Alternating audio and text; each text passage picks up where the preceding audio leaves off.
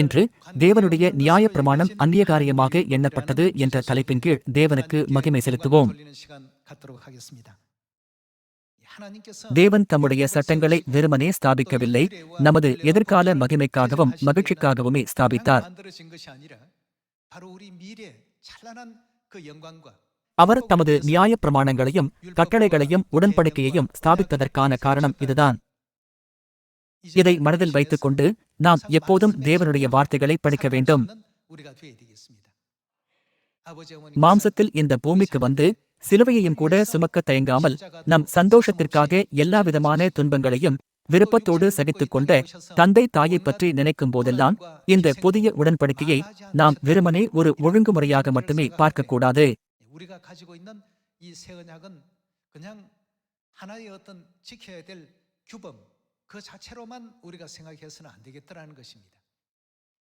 தேவன் ஆதியிலிருந்தே முடிவை முன்னறிவித்து தம்முடைய பிள்ளைகளின் சந்தோஷத்திற்காக எல்லாவற்றையும் செய்தார்.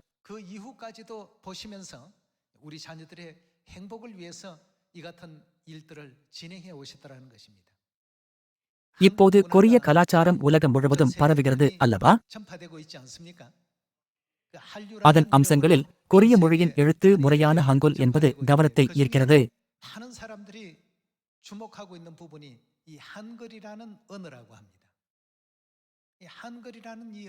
இப்போது இந்த கணினியின் காலத்திலே மற்றவர்கள் பின்பற்றாத அளவுக்கு ஹங்குல் என்பது மிகச்சிறந்த எழுத்துக்கள் என்று ஜனங்கள் சொல்கிறார்கள். இதற்கு முன்பும் கூட ஹங்குல் இருந்தது அல்லவா? ஹங்குல் என்பது முன்பு கூட பலரால் பயன்படுத்தப்பட்டது, ஆனால் அதன் சிறப்பம்சமானது சமீபத்தில்தான் அங்கீகரிக்கப்பட்டது.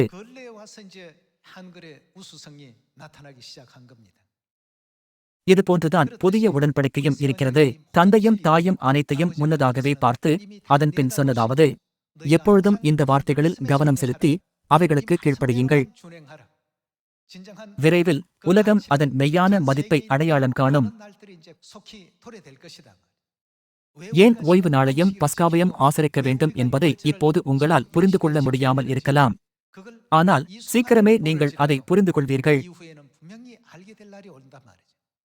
எனவே இப்போது கொரிய மொழியை படிப்பதற்கு ஆசிரியர்கள் மற்றும் இடப்பற்றாக்குறையால் இருக்கின்றது.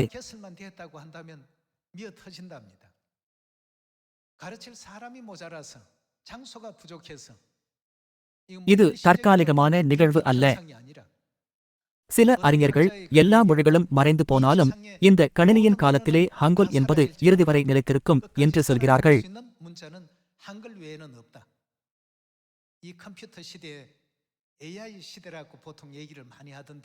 ஏஐயின் காலத்திலும் கூட ஹங்குல் என்பது ஒருபோதும் ஒழிந்து போகாது என்றும் அவர்கள் சொல்கிறார்கள். உலகம் அதை எப்படி உயர்வாக போற்றுகிறது என்பதையும் ஜனங்கள் ஹங்குலை கற்றுக்கொள்ள முயற்சி செய்கிறார்கள் என்பதையும் சிந்தித்துப் பாருங்கள்.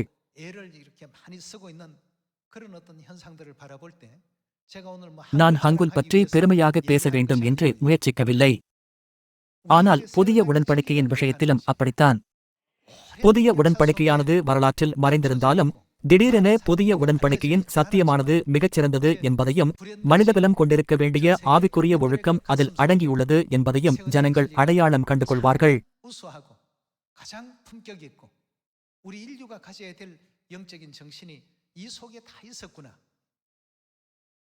அதன் மதிப்பு அறியப்படும் நாட்கள் இன்னும் வெகு தொலைவில் இல்லை. எனவே நாம் கொஞ்சம் பலனற்றவர்களாக இருந்தாலும் கூட தந்தையும் தாயும் நம்மை எல்லா தேசங்களிலும் சபைகளை ஸ்தாபிக்கவும் சுவிசேஷத்தை பிரசங்கிக்கவும் உதவுகிறார்கள்.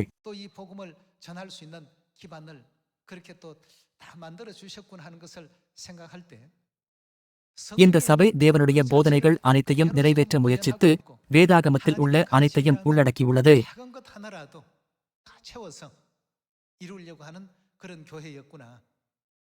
இப்படியாக விரைவில் உலக ஜனங்கள் அனைவருமே தேவனுடைய சபையை சரியாக புரிந்து கொள்வார்கள். எனவே இன்று தேவனுடைய நியாயப் பிரமாணம் அந்நியகாரியமாக எண்ணப்பட்டது என்ற தலைப்பிலான உபதேசத்தின் மூலம் உலகம் அதை தேவையற்ற ஒன்றாக கருதினாலும் நம்மிடம் உள்ள சத்தியத்தில் நாம் பெருமிதம் கொள்ள வேண்டும்.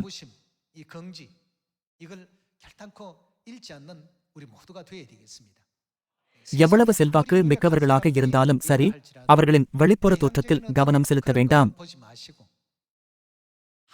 எதிர்காலத்தில் புதிய உடன்படிக்கையானது எப்படி அதன் வல்லமையை வெளிப்படுத்தும் என்பதை தேவன் அறிந்திருப்பதால், நாம் புதிய உடன்படிக்கையில் ஒருபோதும் கூட்டவோ அல்லது குறைக்கவோ கூடாது என்றும், மாறாக முடிவு பரியந்தம் அதை தூயதாக கடைப்பிடித்து அவருடைய வார்த்தையில் எப்பொழுதும் நிலைத்திருப்போம் என்றும் அவர் வலியுறுத்துகிறார்.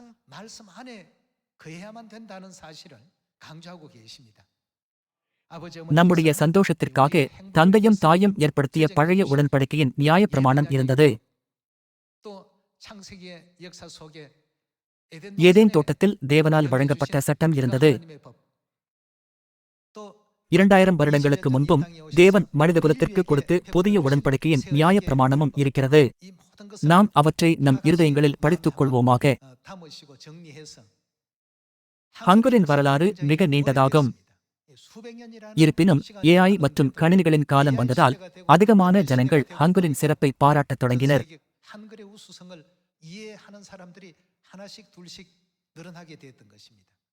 இதன் விளைவாக பல்கலைக்கழகங்களில் ஹங்குல் படிப்புகள் வழங்கப்படும் போது மாணவர்களின் எண்ணிக்கை எப்போதும் அதிகமாகவே இருக்கிறது. அதுபோலவே விரைவாக அநேக ஜனங்கள் புதிய உடன்படிக்கையில் சந்தோஷப்படுவார்கள். மேலும் சத்தியத்தை தேடும் அதிகமான ஆத்துமாக்கள் சீயோனுக்கு வருவார்கள். எனவே நாம் எப்படிப்பட்ட சோதனைகளை சந்தித்தாலும் சரி, நாம் ஒருபோதும் தேவனுடைய நியாயப்பிரமாணத்தை அந்நியகாரியமாக கருதாமல் இருப்போமாக. தானியேல் 7ஆம் அதிகாரம் 25ஆம் வசனத்தை பார்ப்போம். தானியேல் 7ஆம் அதிகாரம் 25ஆம் வசனமானது ரட்சிக்கப்படும் சபை மற்றும் ரட்சிக்கப்படாத சபையான மெய்யான சபை மற்றும் கள்ள சபையை பற்றிய மிக முக்கியமான போதனையாகும்.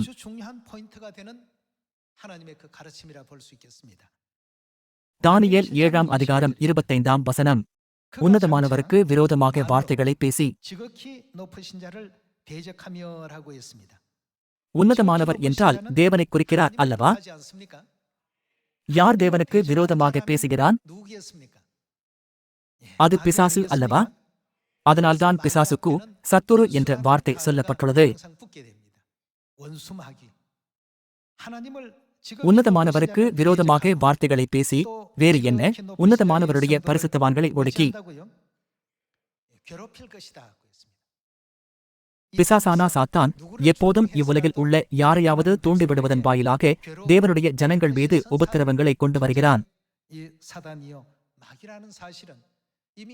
சிருஷ்டிப்பிலிருந்தே முடிவை பார்க்கும் தேவன் இந்த உண்மையை தானியேல் தீர்க்கதரிசியின் வாயிலாக வெளிப்படுத்தினார். உன்னதமானவருக்கு விரோதமாக வார்த்தைகளை பேசி உன்னதமானவருடைய பரிசுத்தவான்களை ஒடுக்கி வேறு என்ன? காலங்களையும் பிரமாணங்களையும் என்ன செய்வான்? மாற்ற நினைப்பான்.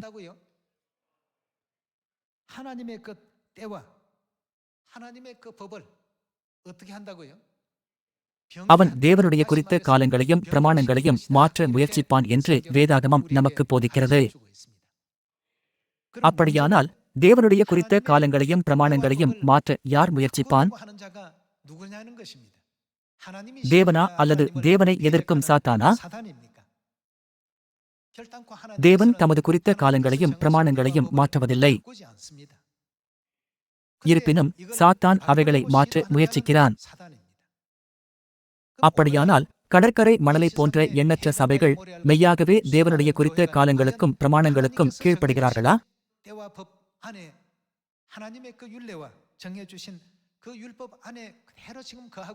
அல்லது அவர்கள் தேவன் கட்டளையிடாத போதனைகளினால் அவைகளை மாற்றினார்களா?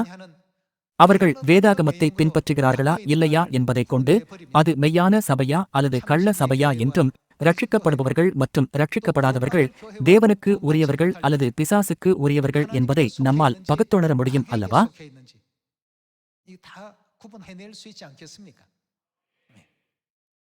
சாத்தான் குறித்த காலங்களையும் பிரமாணங்களையும் மாற்றினான்.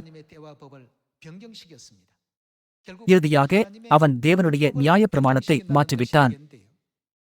தம்முடைய பிள்ளைகளின் சந்தோஷத்திற்காக தேவன் தம்முடைய மரணத்தினால் புதிய உடன்படிக்கையை ஸ்தாபித்து அதை ஆசரிக்கும்படி தமது பரலோக பிள்ளைகளுக்கு கட்டளையிட்டார் அல்லவா?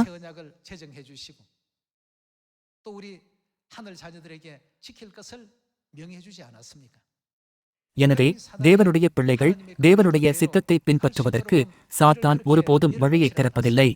அவன் வஞ்சனையை பரப்புகிறான். ஜனங்கள் தேவனுடைய சட்டத்தை பின்பற்றாதபடிக்கு அவன் அதை மாற்ற முயற்சித்தான். இது போன்றுதான் மனித வரலாற்றில் நடந்தது. கிபி 321 ஓய்வு நாளானது ஞாயிறு ஆராதனையாக மாற்றப்பட்டது. கிபி 325 பஸ்கா அழைக்கப்பட்டது. சிலுவை மற்றும் கிறிஸ்துமஸ் போன்ற நடைமுறைகள் சபைகளுக்குள் அறிமுகப்படுத்தப்பட்டன.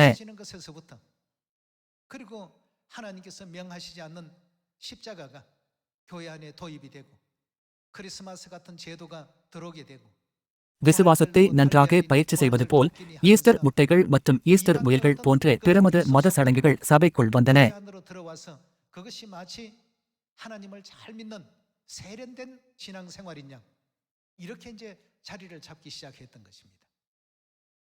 எனவே இன்று உயிர்த்தெழுந்த நாளில் கடினமாக வேகவைத்த முட்டைகளுக்கு ஜனங்கள் வர்ணம் பூசுகிறார்கள்.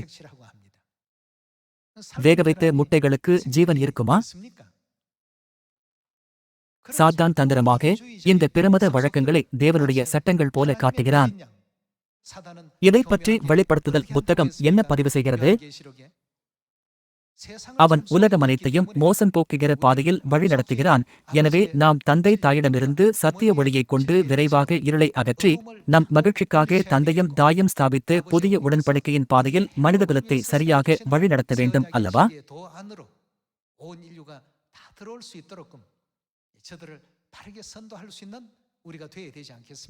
தானியேல் 7ஆம் அதிகாரத்தில் அவன் குறித்த காலங்களையும் பிரமாணங்களையும் மாற்ற முயற்சிக்கிறான். மேலும் பரிசுத்தவான்கள் ஒரு காலங்களும் அரைக்காலமும் செல்லுமட்டும் அவன் கையில் ஒப்புக் கொடுக்கப்படுவார்கள். அவன் வல்லமை செலுத்துவது போல் தோன்றினாலும் கூட தீர்க்க தரிசனங்கள் நமக்கு என்ன சொல்கின்றன? 26ஆம் வசனத்தை பார்ப்போம். ஆனாலும் நியாய சங்கம் உட்காரும், அப்பொழுது முடிவு பரியந்தம் அவனை சங்கரிக்கும்படியாகவும் அழைக்கும்படியாகவும் என்ன நடக்கும்? அவனுடைய ஆளுகையை நீக்கி போடுவார்கள். அவனால் ஒருபோதும் வெற்றியடைய முடியாது. 27ஆம் வசனத்தை பார்ப்போம். வானத்தின் கீழெங்குமுள்ள ராஜ்யங்களின் ராஜரீகமும் ஆளுகையும் மகத்துவமும் உன்னதமானவருடைய யாருக்கு கொடுக்கப்படும்? பரிசுத்தவான்களாக ஜனங்களுக்கு, அதாவது பரலோக பிள்ளைகளுக்கு கொடுக்கப்படும். அவருடைய ராஜ்யம் நித்திய ராஜ்யம், சகல கர்த்தத்துவங்களும் அவரை சேவித்து அவருக்கு கீழ்ப்பட்டிருக்கும் என்றான். அவன் சொன்ன வார்த்தை இத்தோடே முடிந்தது. எப்படி பரலோக ஜனங்கள் வெற்றியை அடைவார்கள்?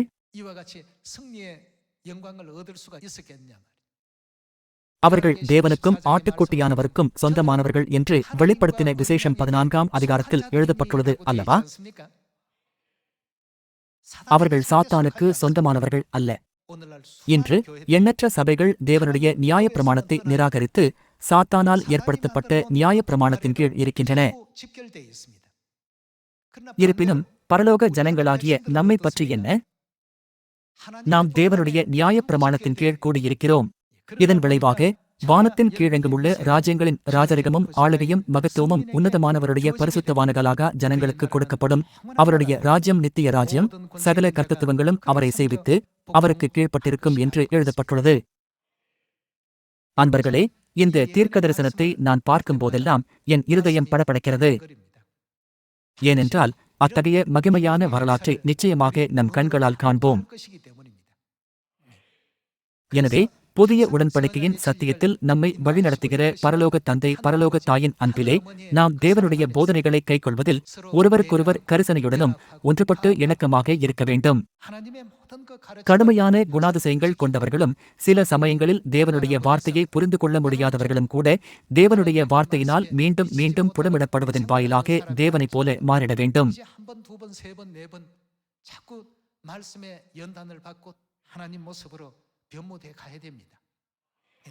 நாம் தேவனைப் போல மாறும்போது எப்போதும் உலகின் ரட்சிப்பை பற்றி சிந்தித்து நான் தந்தை தாயை பிரதிபலிக்கிறேன் என்று நம்மால் சொல்ல முடியும் அல்லவா?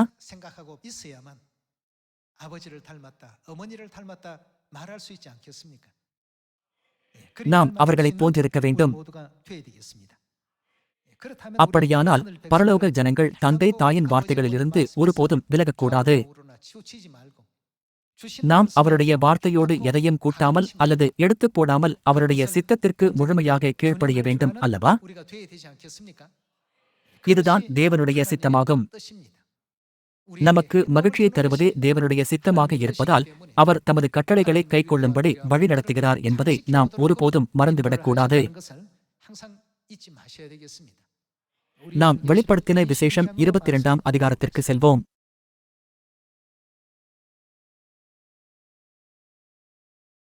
வெளிப்படுத்தின விசேஷம் 22ஆம் அதிகாரம் 18ஆம் வசனம். இந்த புஸ்தகத்தில் உள்ள தீர்க்கதரிசன வசனங்களை கேட்கிற யாவருக்கும் நான் சாட்சியாக எச்சரிக்கிறதாவது, இந்த புத்தகம் என்றால் வேதாகமமாகும். ஒருவன் இவைகளோடு எதையாகிலும் கூட்டினால், வேதாகமம் என்பது தேவனுடைய வார்த்தையை பதிவு செய்கிறது, எனவே அது தேவனுடைய வார்த்தையை குறிக்கிறது. இந்த புஸ்தகத்தில் எழுதியிருக்கிற வாதைகளை தேவன் அவன் மேல் கூட்டுவார். ஒருவன் இந்த தீர்க்கதரிசன புஸ்தகத்தின் வசனங்களிலிருந்து எதையாகிலும் எடுத்துப் போட்டால், யாராவது வேதாகம வார்த்தையிலிருந்து எடுத்துப் போட்டால், ஜீவ புஸ்தகத்திலிருந்தும் பரிசுத்த நகரத்திலிருந்தும் இந்த புஸ்தகத்தில் எழுதப்பட்டவைகளிலிருந்தும் அவனுடைய பங்கை தேவன் எடுத்துப் போடுவார். இது யாருடைய சித்தமாக இருக்கிறது? வெளிப்படுத்தின விசேஷம் 22ஆம் அதிகாரம் 18 மற்றும் 19ஆம் வசனங்களில் தேவனுடைய சித்தம் என்று பதிவு செய்யப்பட்டுள்ளது. தேவன் தமது பிள்ளைகளின் மகிமையான எதிர்காலத்திற்காக தமது தியாகத்தின் வாயிலாக ஸ்தாபித்த நியமங்கள் வேதாகமத்தில் இருப்பதால் யாரும் வேதாகமத்தில் எதையும் கூட்டவோ அல்லது எடுத்துப் போடவோ கூடாது.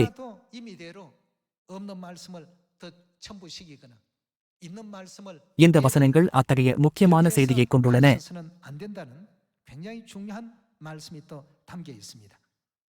இப்போது தேவனுடைய சட்டங்கள் பரலோக ஜனங்களுக்கு எவ்வளவு விலையேறப் பெற்றவை என்பதை ஆராய்ந்து பார்ப்போம். தானியேல் 9ஆம் அதிகாரம் 5ஆம் வசனத்தை பார்ப்போம்.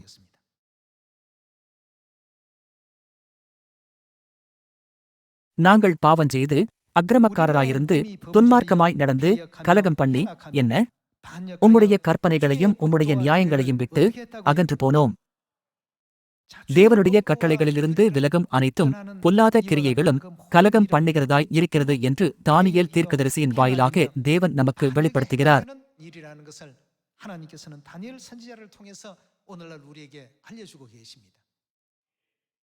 தேவனுடைய எச்சரிக்கை இருந்த போதிலும் இன்றைய சபைகள் தேவனுடைய சட்டங்களிலிருந்து விலகுவதை முக்கியமற்றதாக கருதுகின்றன.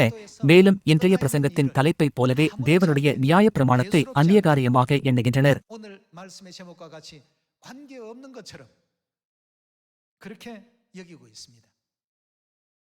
நாம் தானியேல் 9ஆம் அதிகாரம் 8ஆம் வசனத்திற்கு செல்வோம். 8ஆம் வசனத்தை படிப்போம். ஆண்டவரே, உமக்கு விரோதமாக பாவஞ்செய்தபடியால் நாங்களும் எங்கள் ராஜாக்களும் எங்கள் பிரபுக்களும் எங்கள் பிதாக்களும் வெட்கத்துக்குரியவர்களானோம். அவருக்கு விரோதமாக நாங்கள் கலகம் பண்ணி அவர் தீர்க்கதரிசிகளாகிய தம்முடைய ஊழியக்காரரைக் கொண்டு எங்களுக்கு முன்பாக வைத்து எதற்கு செவி கொடுக்கவில்லை? அவருடைய நியாய பிரமாணங்களின்படி நடக்கத்தக்கதாக நாங்கள் அவருடைய சத்தத்துக்கு செவி கொடாமற் போனோம்.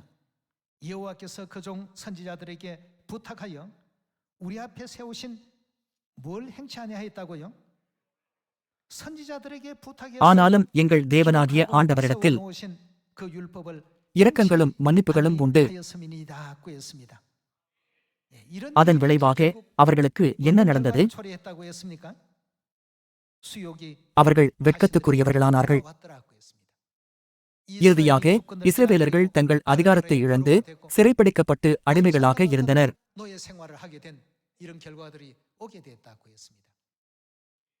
தொடர்ந்து 11ஆம் வசனத்தை படிப்போம்.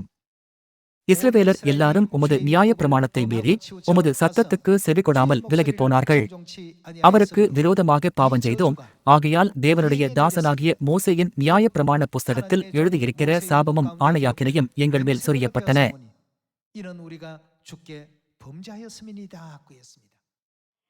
தேவனுடைய நியாய பிரமாணத்தை நிராகரிப்பதென்பது பாவம் என்று வேதாகமம் நமக்கு போதிக்கிறது அல்லவா?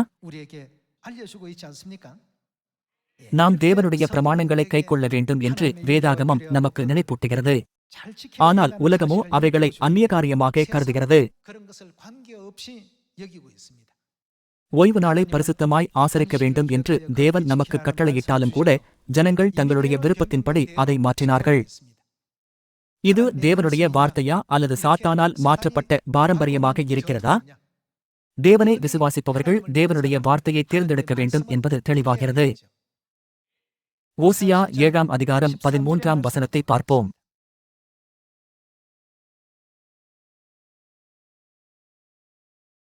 ஓசியா 7ஆம் அதிகாரம் 13ஆம் வசனம்.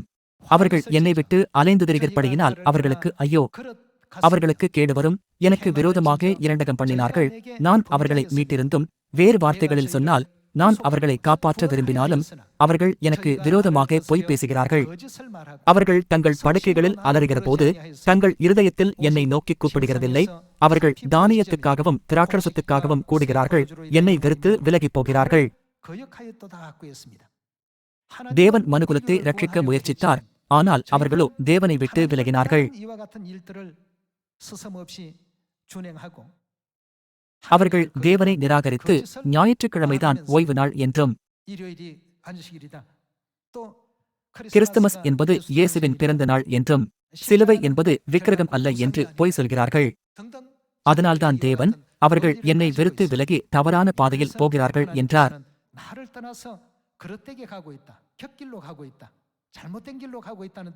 எனவே அவர்கள் அழிவை சந்திப்பார்கள் என்றும் அவர் சொன்னார். தீர்க்கதரிசனம் உரைக்கப்பட்ட இன்றைய சபைகளின் நிலையை பழைய ஏற்பாட்டின் தீர்க்கதரிசியின் வாயிலாக தேவன் நமக்கு வெளிப்படுத்தினார். ஓசியா 8ஆம் அதிகாரம் 1ஆம் வசனம். உன் வாயிலே எக்காலத்தை வை. அவர்கள் என்ன செய்தார்கள்? அவர்கள் என் உடன்படிக்கையை மீறி என்ன என் நியாயப்பிரமாணத்துக்கு விரோதமாக துரோகம் பண்ணினபடியினால் கர்த்தருடைய வீட்டின் மேல் சத்துரு கழுகை போல் பறந்து வருகிறான். இங்கே தேவன் சுட்டிக்காட்டும் காட்சியில் நாம் கவனம் செலுத்த வேண்டும்.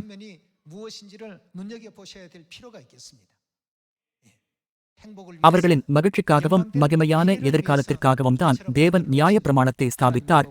ஆனால் அவர்கள் தேவனுடைய நியாயப்பிரமாணத்தை எளிதாக நிராகரிக்கிறார்கள். மேலும் அவர்கள் மாம்ச தண்டனையை சந்திக்காததால் அவர்கள் தொடர்ந்து தேவனுடைய சட்டத்தை மீறுகிறார்கள். 2ஆம் வசனத்தை பார்ப்போம். எங்கள் தேவனே, உம்மை அறிந்திருக்கிறோம் என்று சொல்லி இஸ்ரவேலர் கூப்பிடுவார்கள். ஆனாலும் இஸ்ரவேலர் நன்மையை வெறுத்தார்கள். சத்துரு அவர்களை தொடருவான். இதற்கு அவர்களுடைய சத்துரு அவர்களை வேதனைப்படுத்துவான் என்று அர்த்தமாகும். அவர்கள் ராஜாக்களை ஏற்படுத்திக் கொண்டார்கள். ஆனாலும் என்னாலே அல்ல, அதிபதிகளை வைத்துக் கொண்டார்கள். ஆனாலும் நான் அறியேன். அவர்கள் வேறொரு புண்டு போகும்படி தங்கள் வெள்ளையினாலும் தங்கள் பொன்னினாலும் தங்களுக்கு விக்கிரகங்களை செய்வித்தார்கள். அவர்கள் எந்த தயக்கமும் இல்லாமல் இப்படிப்பட்ட செயல்களை செய்கிறார்கள். 11ஆம் வசனத்திற்கு செல்வோம். 8ஆம் அதிகாரம் 11ஆம் வசனம். எப்ராயிம் பாவம் செய்வதற்கு ஏதுவாய் பலிபீடங்களை பெருக பண்ணினார்கள். ஆதலால் பலிபீடங்களை அவர்கள் பாவம் செய்வதற்கு ஏதுவாகும். என் வேதத்தின் மகத்துவங்களை அவர்களுக்கு எழுதி கொடுத்தேன். அவைகளை என்ன அந்நியகாரியமாக எண்ணினார்கள்.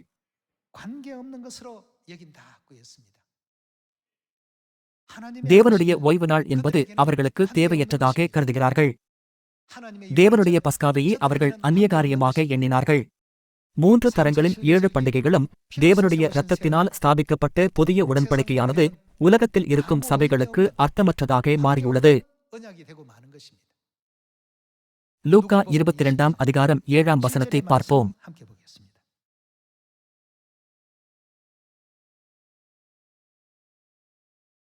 லூக்கா 22ஆம் அதிகாரம் 7ஆம் வசனம். பஸ்காவையே பலியிட வேண்டிய புளிப்பில்லாத அப்ப பண்டிகை நாள் வந்தது. அப்பொழுது அவர் பேதுருவையும் யோவானையும் அழைத்து, நாம் பஸ்காவையே புசிக்கும்படிக்கு நீங்கள் போய் அதை நமக்கு ஆயத்தம் பண்ணுங்கள் என்றார். இந்த நிகழ்வுகள் பஸ்காவின் போது நடந்தன. நாம் 19ஆம் வசனத்திற்கு செல்வோம். பின்பு அவர் அப்பத்தை எடுத்து ஸ்தோத்திரம் பண்ணி அதை பிட்டு அவர்களுக்கு கொடுத்து, இது உங்களுக்காக கொடுக்கப்படுகிற என்னுடைய சரீரமாயிருக்கிறது, என்னை நினைவு கூறும்படி இதை செய்யுங்கள் என்றார். போஜனம் பண்ணின் பின்பு அவர் அந்தப்படியே பாத்திரத்தையும் கொடுத்து, இந்த பாத்திரம் யாருக்காக உங்களுக்காக சிந்தப்படுகிற என்னுடைய இரத்தத்தினாலாகிய புதிய உடன்படிக்கையாயிருக்கிறது என்றார். ஓசியா 8ஆம் அதிகாரத்தில் என் வேதத்தின் மகத்துவங்களை அவர்களுக்கு எழுதி கொடுத்தேன் என்று தேவன் சொன்னார். லூக்கா 22ஆம் அதிகாரத்தில் தேவன் புதிய உடன்படிக்கை உங்களுக்காக சிந்தப்படுகிறது என்றார். இவைகளெல்லாம் உங்கள் சந்தோஷத்திற்காக செய்யப்பட்டது என்று அவர் அர்த்தப்படுத்தினார். அவர்கள் புதிய உடன்படிக்கையை ஏதோ அந்நியகாரியமாக கருதுவதால் அவர்களால் பரலோக ராஜ்யத்தில் பங்கு பெற முடியாது.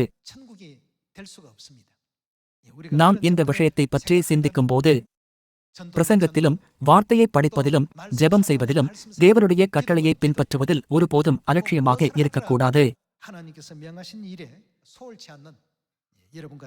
꼭 되도록 합시다. இவ்வாறாக கடைசி நியாயத்தீர்ப்பு நாளில் தேவனுடைய சித்தத்தை செய்ய தவறியவர்களை தேவன் என்ன செய்வார்? 하나님의 뜻을 준행치 못한 사람들은 다 어찌한다고요? இயேசுவின் பதிலை காண மத்தேயு 7ஆம் அதிகாரத்தை பார்ப்போம். 그 답변을 확인해 보도록 합시다.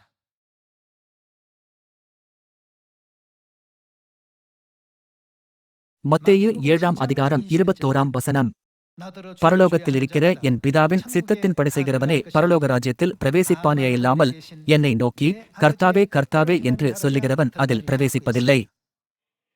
நாம் தேவனுடைய நியாய பிரமாணத்தை கைக்கொள்வதே தேவனுடைய சித்தமாகும். இருந்தாலும் சாத்தான் தேவனுடைய குறித்த காலங்களையும் பிரமாணங்களையும் மாற்றினான்.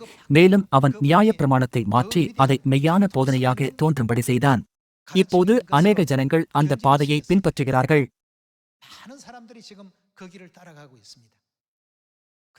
இருப்பினும் அது ஒருபோதும் பரலோகத்திற்கான வழியாக இருக்காது. இது சாத்தானால் நித்திய தண்டனைக்கு வழிநடத்தப்படும் துரதிருஷ்டத்தின் பாதையாகும்.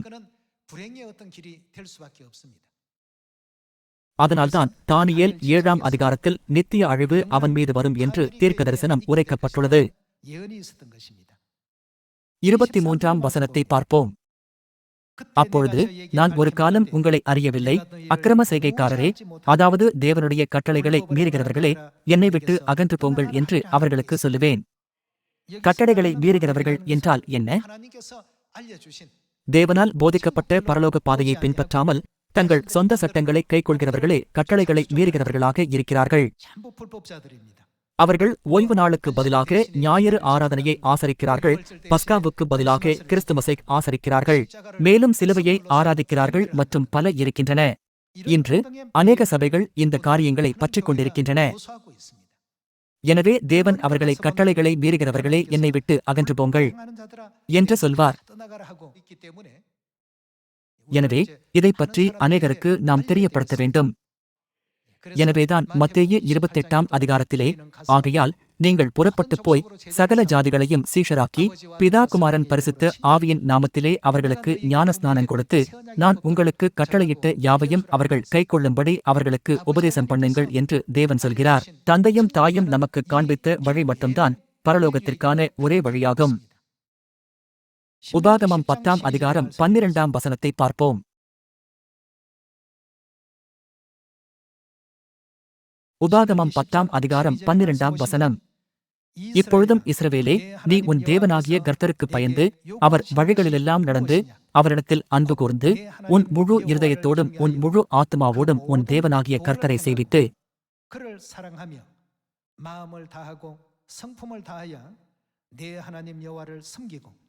13ஆம் வசனம். நான் இன்று உனக்கு கற்பிக்கிற கர்த்தருடைய கற்பனைகளையும் அவருடைய கட்டளைகளையும் உனக்கு நன்மையுண்டாகும்படி கைக்கொள்ள வேண்டும் என்பதையே அல்லாமல் வேறே எதை உன் தேவனாகிய கர்த்தர் உன்னிடத்தில் கேட்கிறார்? நம் சொந்த நலனுக்காக தேவன் எதை அனுமதித்தார்? அது தேவனுடைய கட்டளைகள் அல்லவா? மனித எண்ணங்களின் அடிப்படையில் புதிய உடன்படிக்கையை ஆசரிக்க வேண்டுமா இல்லையா என்பதை தீர்மானிக்காமல் அது தேவனுடைய கட்டளையாக இருந்தால் நாம் அதற்கு கீழ்ப்படிய வேண்டும்.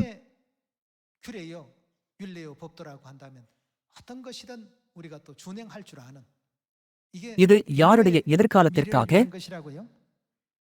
நம்முடைய சந்தோஷத்திற்காகவே தேவன் எல்லாவற்றையும் தீர்மானித்தார். பரலோக ராஜ்யமானது இப்போது சமீபமாயிருக்கிறது. வெப்பமண்டல இரவுகளை பற்றி சிந்திக்கும் போது 30 டிகிரி செல்சியஸ் வெப்பநிலையை அனுபவம் செய்வது வேதனையாக இருக்கிறது. அப்படியானால் அக்கினிக் கடலை பற்றி என்ன? அதன் சரியான வெப்பநிலையை அளவிட முடியாது என்றாலும் சந்தேகத்திற்கு இடமின்றி அது வேதனைக்குரிய இடமாக இருக்கும். ஐசுவரியவான் மற்றும் லாசருவின் உவமையில் ஐசுவரியவான் உமது விரலின் நுனியை தண்ணீரில் தோய்த்து என் நாவை குளிர பண்ணுங்கள் என்று கேட்டான். அந்த அளவிற்கு வேதனையாக இருக்கும். மேலும் அது எவ்வளவு காலம் நீடிக்கும்? அவர்கள் சதா காலங்களிலும் பாதிக்கப்படுவார்கள். இந்நாட்களில் அதிக வெப்பமாக இருப்பதால் நான் அதை அடிக்கடி நினைத்து பார்க்கிறேன். இருப்பினும் வருடங்கள் செல்ல செல்ல கோடை காலத்தில் என்ன நடக்கும்? இன்னும் சூடாகிக் கொண்டிருக்கிறது. அது நம் மாம்ச வாழ்க்கையை வேதனைப்படுத்துகிறது. எனவே இந்த உலகம் எவ்வளவு வேதனைக்குரிய இடம் என்பதை ஜனங்கள் உணரவில்லை என்று நினைக்கிறேன். 말로 그렇게 쉽게 அதனால்தான் நான் மரித்தால் நரகத்திற்கு செல்வேன் என்று அவர்கள் லேசாக சொல்கிறார்கள். 알아서 그런 소리를 하는구나 말이에요. அனைத்து மனிதகுலமும் பரலோகத்தில் ஒன்றாக வாழ்க்கையை அனுபவிக்க நீங்கள் இன்னும் அதிகமான ஆத்துமாக்களை விழித்தெழ செய்வீர்கள் என்று நம்புகிறேன். 더 많은 영혼을 깨우칠 수 있는 여러분들이 꼭 되시고요.